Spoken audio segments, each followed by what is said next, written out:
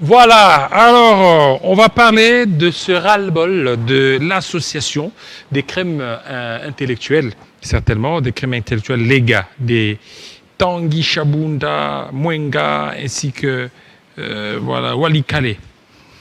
Donc ils se sentent certainement marginalisés. Alors nous recevons pour vous M. Kissoubi Amsini, lui il est coordonnateur. Bienvenue. Merci mon frère David. Bien portant. Merci. Comment va votre communauté, les gars? La communauté, les gars, ne se porte pas bien. Comment ça? La communauté, les gars, est dans une situation telle que, depuis l'ascension du commandant suprême, le chef de l'État, le président de la République, Félix Antoine Tshisekedi Tshilombo, donc la communauté se sent abandonnée. Donc la communauté se sent marginalisée, oubliée, pendant que dès les élections de 2018, la communauté y a apporté son soutien total au président de la République pour son ascension à la magistrature suprême. En 2023, c'était pareil. Et pourtant, cette communauté, ce n'est plus seulement une communauté telle qu'elle, mais c'est tout un peuple. Parce que vous conviendrez avec moi que la communauté Lega, dont il est question, au jour d'aujourd'hui, elle est estimée à plus de 2 millions d'habitants disséminés de par le monde. Les Lega? Oui, les Lega. Ils sont éparpillés dans beaucoup... oui, dans beaucoup de pays, beaucoup de territoires. Ils sont au niveau de Mwenga, nous sommes à Mwenga, à Chabunda. Au Maniema, nous sommes dans le territoire de Pangui. Aussi de Kivu, nous sommes à Mwenga et Chabunda. Au niveau du Nord Kivu, nous sommes à Walikale.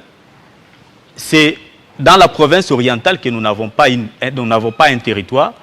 Mais là, nous avons au moins une couche de la population aussi Lega. Lega. Oui, alors, nous sommes aussi dans la communauté. C'est une grande communauté et au sein de laquelle il y a une crème intellectuelle, des compétences, et qui n'est plus à démontrer. Parce que vous allez vous convenir avec moi que sous les régimes passés, il y a eu beaucoup de légas qui ont été nommés. Beaucoup de légas. Beaucoup de légas. Et c'est ce qui crée un peu de frustration quand on compare les régimes passés au régime de notre président, qui est soutenu beaucoup plus par notre communauté. Malheureusement, la communauté ne se retrouve pas. La communauté ne se retrouve pas. Nous sommes, comme j'étais en train de le dire, de l'énoncer tantôt, dans le sud de Kivu. Je prends l'exemple d'ici de Kivu. Sud Kivu, là, vous êtes au niveau de Mwenga. Nous sommes à Mwenga. Au niveau de Chabunda aussi. Mwenga, lui-même, départ sa superficie. C'est déjà 11 174 000. Ok. 11 174 km². Chabunda, lui seul, c'est 25 000 km². Dans l'ensemble, c'est déjà plus de la moitié de la province d'ici de Kivu. Si nous pouvons compter sur les potentialités de ces deux territoires, les gars, au niveau de Chabunda, que ce soit au niveau de Chabunda, que ce soit au niveau de Mwenga, on y extrait de l'or, de la cassitérite, de la wolframite, du coltan. Et d'ailleurs, si nous pouvons aller plus loin, ce sont des deux territoires qui mobilisent beaucoup plus dans le budget de l'État. Outre cela, nous avons des élus, que ce soit à Chabunda, que ce soit à Mwenga. Nous sommes à Walikale, dans le Nord Kivu. Walikale, nous prenons seulement une simple statistique. Sur les exportations allant à 14 000 tonnes de la cassitérite, Walikale seul exporte 10 000 tonnes. Cela prouve l'importance de ces territoires dans le développement de la nation, de notre pays et de l'Est de la République de manière particulière. Mais quand vous regardez comment nous sommes marginalisés, comment nos leaders, nos députés qui ont été élus, qui ont reçu le mandat du peuple, n'est pas pris en compte dans le régime actuel, ça fâche les esprits. Ça amène les gens à penser que non. Est-ce que nous sommes avec le président de la République? Est-ce que nous sommes avec lui? Est-ce qu'il tient vraiment à ce peuple? Pendant que ce peuple aille aller voter massivement, je prends l'exemple de Chabunda, il a été élu à 96%. Donc, au niveau d'abord du gouvernement ici, il n'y a Oui. aucun légat. Aucun légat. Et si je peux encore aller plus loin, parce que c'est le 5e gouvernement sous le règne de notre Donc, président. depuis Son Ilunga ascension, Ilunkamba, oui. Ilunga Ilunkamba, aucun Nous légat. avons eu seulement un vice-ministère. Où ça? Et c'était l'actuel questeur du Sénat, honorable Bitika, Omana, Bitika, Pascal. Bitika, ok. C'est lui qui fit dans le tout premier En fait, gouvernement. lui, il est légat du Maniema. Oui, moi je suis en train de parler de toute la communauté. D'accord. Voilà. C'est seulement lui qui a eu un vice-ministère au premier gouvernement. Bon, quand vous donnez à toute une communauté de plus de 2 millions d'habitants un poste de vice-ministère, au regard de tout l'apport que ces territoires-là apportent dans le développement du pays, avoir tout ce que le peuple lègue a eu à soutenir, à apporter comme apport ou soutien pour la réélection du président de la République, ça ne peut que constituer, ça ne peut qu'amener les gens Alors, c'est quoi? Qu'est-ce que vous faites comme lobby pour que quand même que vous soyez aussi représentatif? le Parce que peuple lègue. c'est une revendication Oui. légitime. Oui. Le peuple lègue, au travers de cette crème, cette plateforme de la crème intellectuelle, a eu exprimé son ras-le-bol. Nous avons passé par acte 1, déposer un mémo à la présidence. Il y a un téléspectateur qui vient de m'envoyer, il dit, Oui. il n'y a pas que Bitika, il y a aussi Takaisha. Takaisha. Voilà. L'ancien vice-ministre de Justice, Vous comprenez que Takaisha. Et puis, il avait pris, lorsque Tunda Kasende était parti, c'est lui qui est resté. mais c'était pour combien de temps? Tout ce que je voulais dire, c'est quoi? Mm. Quand vous nommez quelqu'un comme vice-ministre, Oui. il est limité. Il est limité. Est-ce que lui peut avoir une marge de manœuvre? Non. Parce qu'il a un titulaire. Tout ce qu'il peut faire, il peut passer par son titulaire. Il y a encore quelqu'un qui dit, au niveau de Chopo, les légats sont au niveau des Ubundu. Oui. Les balégas, donc, ils sont au niveau des Ubundu. C'est ce que j'étais en train de vous dire tantôt. Voilà. Nous Voilà. sommes dans la Parce province que ça, c'est orientale. un légat qui nous suit à partir de Kindu. Nous Kindu, sommes dans la Maniema. Alors, j'étais en train de dire ceci. Le peuple légat est tellement mécontent. Mécontent. Tellement mécontent parce qu'il se sent oublié. Et c'est ici l'occasion de parler d'abord de nos élus. Parce que si nous prenons les 4 territoires que nous avons, des peuples légats, nous avons réussi à avoir 10 députés nationaux. 10 députés nationaux, si on pouvait tenir compte de la configuration ou de la constitution, au prorata de 8 députés, on pouvait avoir autant de ministres. Nous pouvons seulement prendre, nous pouvons aller, je peux aller encore, je peux ajouter quelque chose. La communauté, je n'ai rien. Parce que pour ceux qui nous suivent, je n'ai rien contre la communauté de nos frères Banyamulenge. Ils n'ont qu'un seul député. Un seul. Banyamulenge. Un seul. Mais en plus, Bissau. ils ont un Ils ministère. ont un ministère. Un ministère. Mais nous en avons 10. Aucun ministre. 10. Et si on pouvait... Mais parce que vous n'êtes pas puissant, peut-être. Il faut être puissant, il faut avoir des lobbies comme Mais avoir Banyamulenge. 10 députés, ça en dit déjà long. Des lobbies maintenant. Il faut des lobbies politiques. C'est à cela que nous sommes fâchés. Parce que normalement, beaucoup de nos députés sont dans des partis politiques. Beaucoup de nos députés ils se retrouvent dans l'union sacrée. Parce qu'au jour d'aujourd'hui, nous ne pouvons pas dire que non, ils sont dans l'opposition. tous ces 10 députés sont des lignes sacrés. Il y a 2 qui sont de l'INC, de l'honorable président de l'Assemblée nationale, Vital Kamerhe. Je cite ici, il y a l'honorable Émile Soumaïli, de Chabunda. Nous avons aussi Michel Moto. D'ailleurs, Émile Soumaïli à Chabunda, lui a été élu doublement, parce qu'il a été élu comme député provincial et national. Mais ce qui se passe, c'est quoi? Il n'y a pas de reconnaissance. Les autorités morales ne les aident pas. VK nous a fait croire, il a fait croire à la communauté Lega qui voulait faire passer Émile Soumaïli comme gouverneur de province. Mais ce n'était que de la poudre aux yeux. Ce n'était pas de la vérité. Parce que nous connaissons tous la suite. Alors, il y a Michel Moto qui est là.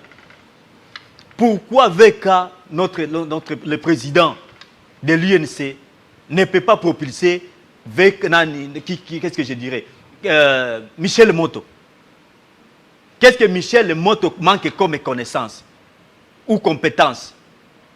Qu'est-ce que l'honorable Émile Soumaïli manque comme connaissance, compétence? Nous sommes dans l'UDPS. Nous avons l'honorable, nous avons au moins 4 là-bas. 4 députés, oui.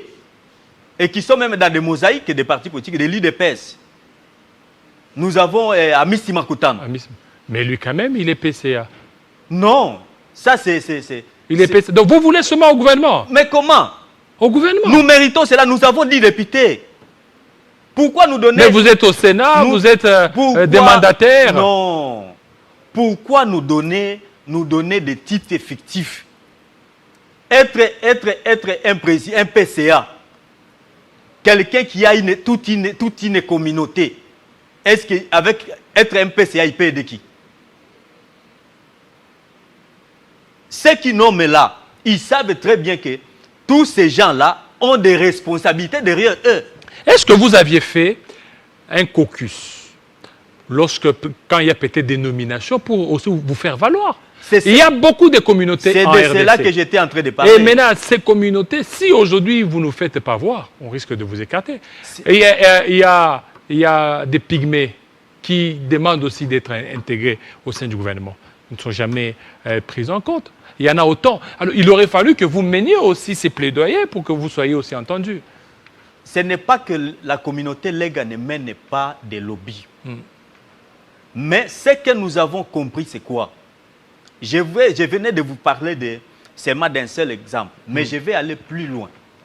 Parce que j'ai parlé de l'UNC, de l'honorable Vital Kamerhe, où il a des gens qui l'ont aidé. Parce que quelqu'un qui décroche, qui réussit à décrocher, il est voté doublement. C'est pour l'intérêt du parti, non? Mais pourquoi ces messieurs-là ne peuvent pas être récompensés? Même, je prends aussi l'exemple de l'AFDC, de l'honorable Bahati Lukwebo. C'est la même chose. Nous avons l'honorable Wenda Mukangwa Placide, de Chabunda, élu doublement, provincial et député national. Il a toutes les compétences. Il a été député provincial, il a toutes les capacités. Et si vous pouvez suivre et regarder des images de ces réalisations au niveau de Chabunda, il est fait au nom de ces partis-là, il est fait au nom de l'Union sacrée. Il construit des ponts, il construit des écoles. Il finance même la construction de quoi? Des ponts, des écoles et même les églises qui éprouvent des besoins d'avoir des tôles. Il finance tout ça avec ses propres moyens étant député national. Mais qu'est-ce qui manque?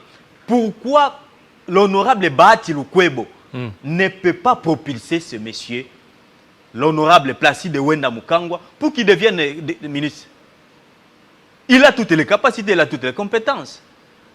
Et lorsque nous voyons que la communauté voit que nos députés ont eu à soutenir des gens, mais qui, au retour, lorsqu'ils arrivent à décrocher, à arriver qu'est-ce que je dirais, lorsqu'ils arrivent maintenant au niveau de la députation nationale, ils ne veulent plus partager des dividendes avec nos députés nationaux. Ça frise. Ça commence maintenant à nous pousser à nous dire que non, ça ne marche pas. Comment on doit continuer à appuyer des gens? Et c'est ça le ras-le-bol même de la communauté Lega. Est-ce que nous devons continuer à soutenir des gens qui bloquent les autres autour du chef de l'État?